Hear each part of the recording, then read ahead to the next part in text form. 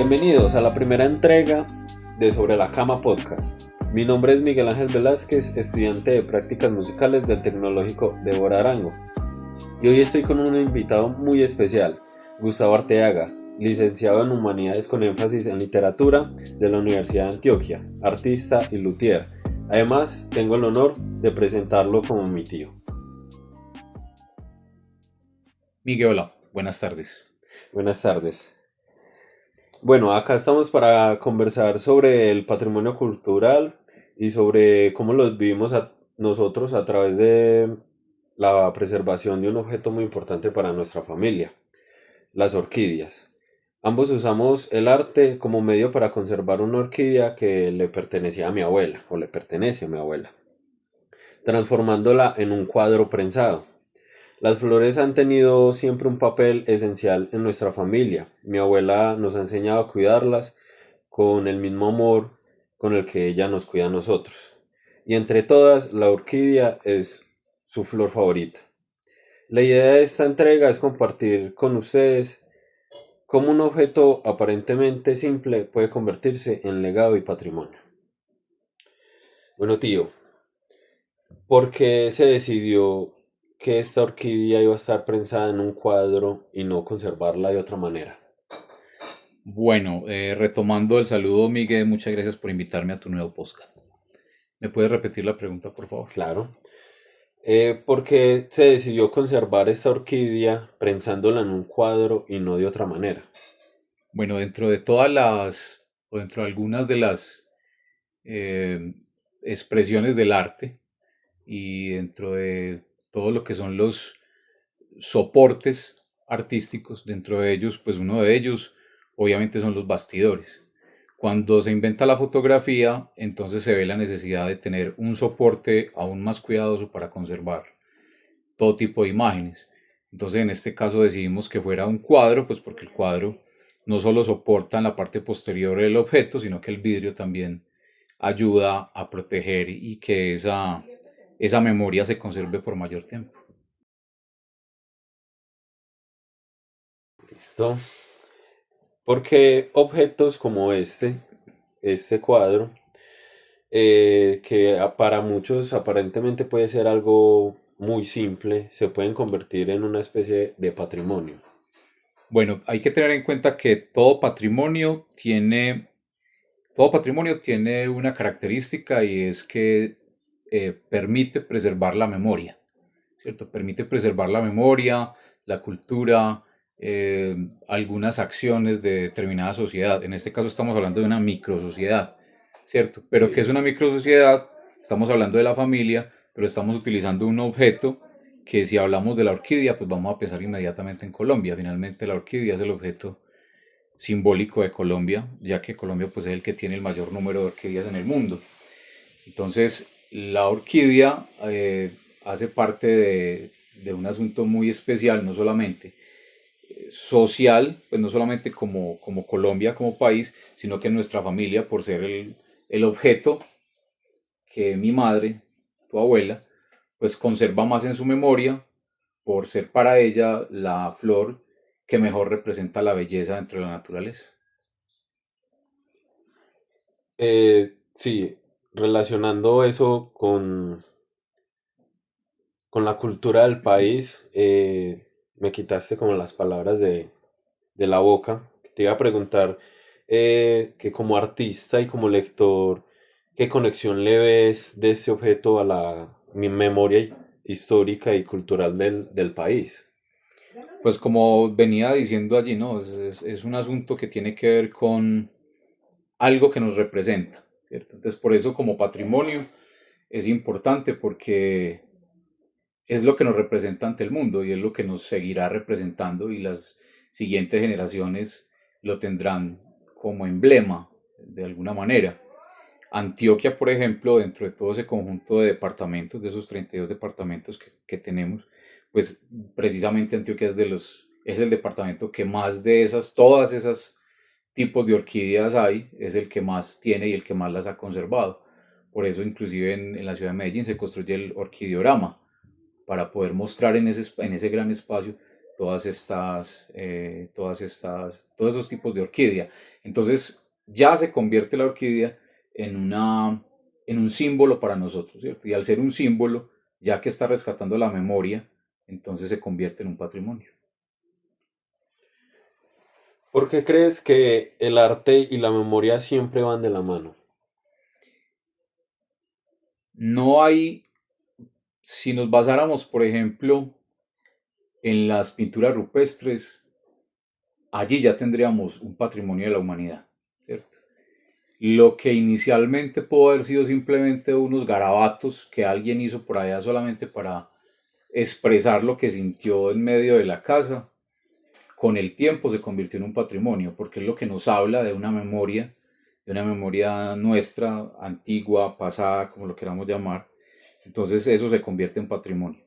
Cuando pensamos, por ejemplo, en la piedad de Miguel Ángel, siempre vamos a recordar el recuerdo de una madre con su hijo en brazos. Entonces siempre vamos a estar recordando. El arte y la memoria se convierten en patrimonio precisamente porque se cruzan, es como una especie de triada, ¿cierto? La memoria va a estar ahí para recordarnos, la memoria va a estar ahí como recuerdo, pero precisamente el arte es el que refuerza ese hecho.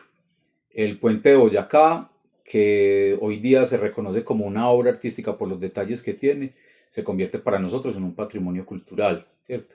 El edificio Coltejer, que cuando lo crearon pensaron en hacer un edificio cualquiera, pero resulta que como era el edificio que iba a ser el emblema de una empresa que construía con agujas, es decir, que hacía telas, entonces el edificio Coltejer es una aguja, ¿cierto?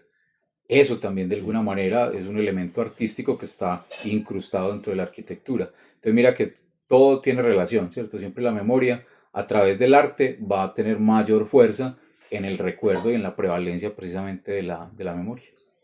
Claro, y tenemos como vivo ejemplo esa misma orquídea prensada. Correcto. Sigue siendo una muestra artística que se ha convertido en patrimonio para esa familia. Y teniendo en cuenta eso, ¿cómo podríamos proponer a las siguientes generaciones que esta misma muestra artística se cuente, vaya yendo en generación y contando su historia, contando su valor implícita que tiene el mismo objeto, esta misma orquídea? Pues ahí sí te tocaría, o sea, le tocaría a usted que nos cuente la historia de cómo fue que finalmente llegó esa orquídea a ser parte del patrimonio, porque es usted con la abuela quienes inician el proceso con la orquídea viva, pues con la orquídea en una materita y cómo llega acá. O sea, ahí es un asunto más de cómo usted le va a contar a las siguientes generaciones cómo llegó eso a ser eso, llegó a ser eso, ese objeto o esa pieza artística que es un objeto que es, ya en este caso es patrimonial. Entonces, yo creo que no hay una cosa más fuerte que la palabra sobre cualquier cosa.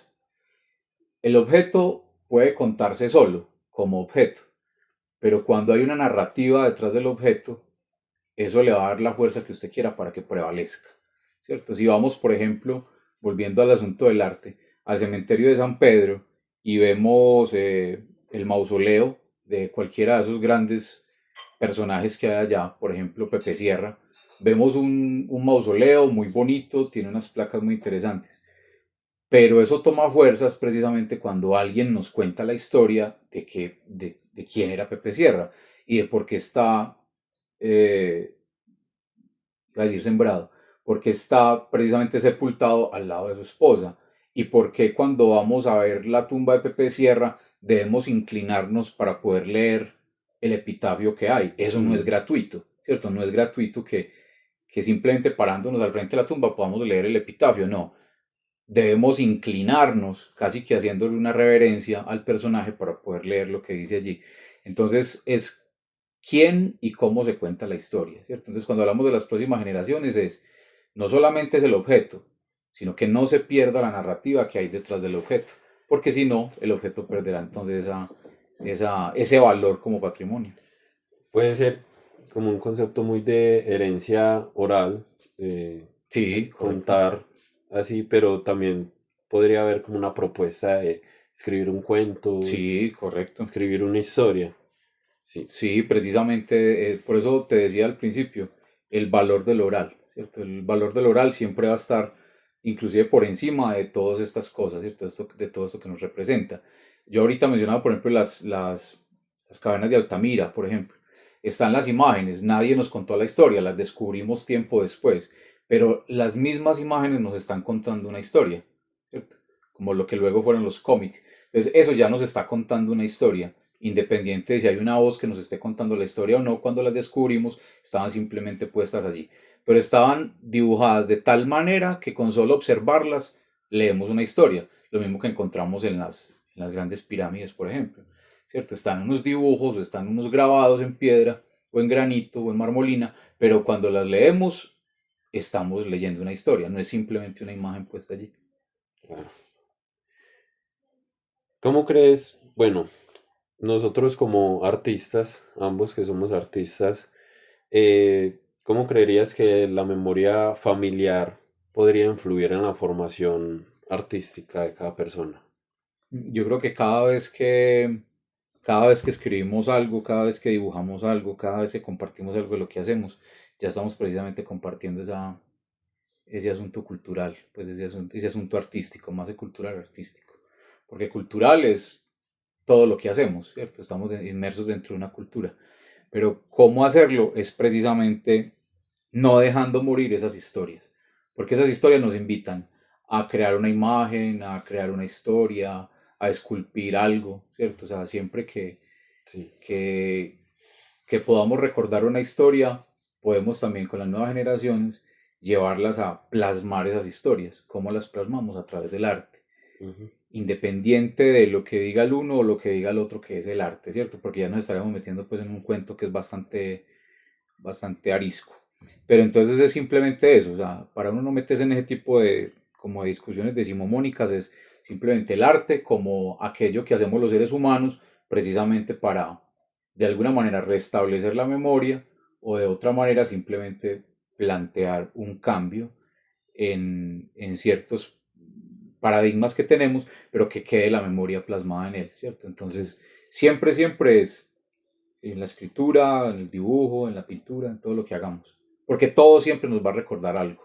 Y la familia está ahí precisamente dándonos todo ese material para que lo podamos hacer luego.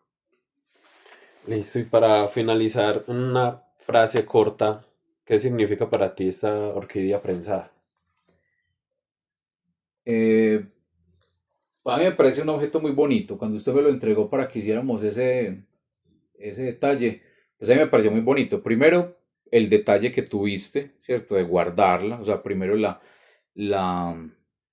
la cuidaste con la abuela, ¿cierto? Hasta que ya la orquídea pues ya se desprendió, como fuese. Y luego tener la idea de hacer algo con ella, entonces la metiste en un libro. Representa el amor, pues representa el amor con el que usted con la abuela la cuidó, el amor luego de tener el detalle con ella, de hacer algo con ella para entregárselo pues en un día especial. Entonces yo pienso que representa es precisamente el amor familiar. Perfecto, muchísimas gracias por estar en esta primera entrega. Hombre, Miguel, con todo el amor y con todo el gusto.